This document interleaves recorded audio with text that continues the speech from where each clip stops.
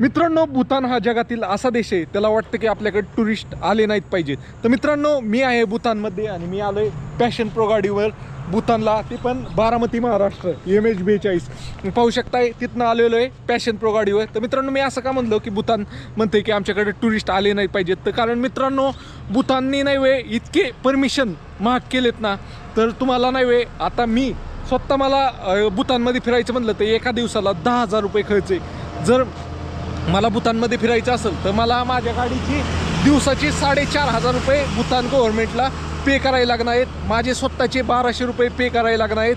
त्याचबरोबर गाईड जो घेईल ते गाईडचे 3,000 रुपये पे करायला लागणार आहे. आणि जो आपल्याबरोबर ही काय आपण जे रूम राहणार आहे खाणार आहे त्याचे 2,000 असे मिळून 11,000 रुपये दिवसाचा खर्च आहे. एक दिवस तुम्हाला भूतानमध्ये स्वतःची गाडी घेऊन चालायची असेल सोलो, तुम्ही जर डबल असाल तर हा खर्च पूर्ण डिवाईड होणार आहे. तर मित्रांनो, त्यासाठी भूतान नाही वे त्यांचं म्हणणं काय भाऊ, आम्हाला क्वांटिटी नाही महत्त्वाची, म्हणजे आम्हाला किती लोक येतात हे महत्त्वाची नाही आहेत, आम्हाला नाही वे चांगली लोकं आली पाहिजेत, म्हणजे जे पैसे देऊन येत्याल आमचं कल्चर पाहत्याल हे पाहत्याल, कोण घाण नाही काय नाही, ज्यांना अफोर्ड काय त्याल म्हणजे ज्यांची थोडक्यात लायकी आहे त्यांनीच इथं फिरायला यावं असं त्यांचं म्हणणं आहे.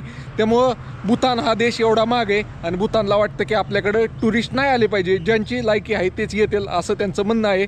त्यामुळं भूतान हा देश एवढा माग आहे. मित्रांनो, दिवसाला 11,000 कुणालाच परवडणार नाही आहेत. आता ज्यांना परवडतात त्यांना ठीक आहे, बाकी काही नाही. मित्रांनो, अशीच भूतानबद्दल वेगवेगळी माहिती जाणून घ्यायची असेल तर तुमच्या भावाला फॉलो करा. तुमचा भाऊ पॅशन प्रो गाडीवर आलाय भूतानला, ती पण बारामती महाराष्ट्रातनं. फॉलो नक्की करा मित्रांनो, इतक्या लांब आलाय भाऊ.